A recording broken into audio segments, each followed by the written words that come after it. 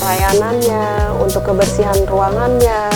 Keseluruhan pelayanannya bagus, makanya saya tetap kesini kalau ada perlu-perlu. Setelah melakukan perawatan ini, muka saya makin bersih ya.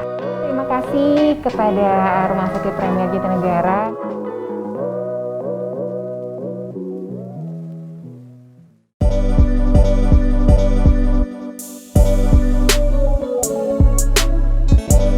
Halo sahabat Premier, perkenalkan nama saya Rizka Magdalena. Saya adalah orang tua dari Alexa Sarah, pasien kontrol virtual anak di Rumah Sakit Premier Jatinegara.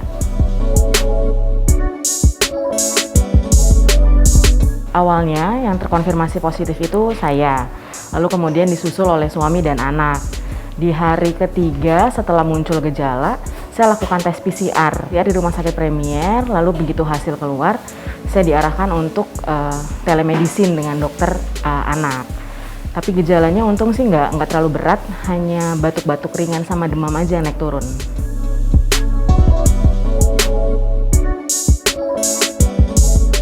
Karena di awalnya kan memang saya udah terkonfirmasi sekeluarga ya, jadi kita nggak memungkinkan lagi akses untuk keluar rumah. Akhirnya setelah ada konsultasi juga dengan beberapa perawat, diarahkan untuk telemedicine dengan dokter yang bersangkutan. Yang pertama, saya sudah jadi pasien di RSPJ itu udah hampir 10 tahun.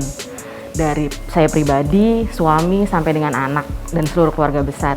Jadi seluruh rekam medis saya ada di sini. Yang kedua, karena dokter anak juga nggak pernah ganti-ganti, jadi saya putuskan memang untuk tidak pindah ke rumah sakit lain.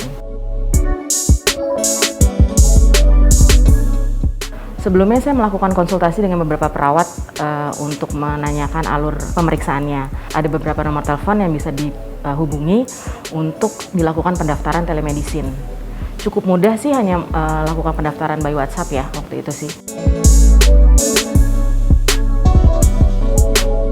Mungkin menjadi efektif ketika memang situasi tidak lagi mendukung ya, apalagi kalau saya kemarin karena memang sudah terkonfirmasi satu keluarga, jadi nggak memungkinkan lagi untuk keluar rumah gitu. Akhirnya beruntung Premier ada akses telemedicine yang memudahkan kami untuk bisa berkonsultasi dengan dokter tanpa ada kesulitan yang terlalu bagaimana, karena secara prosedural cukup mudah.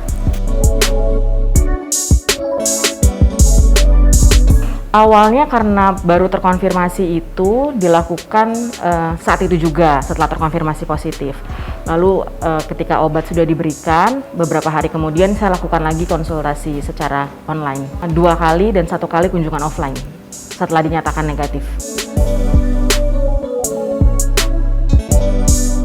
Karena saya sama dokter Silvi sudah hampir 10 tahun ya, jadi kami cukup akrab, terus lebih mudah juga menyampaikan karena memang pegangan dari bayi kalau untuk anak. Jadi dia juga sudah tahu track recordnya gimana, memudahkan juga untuk pemeriksaan.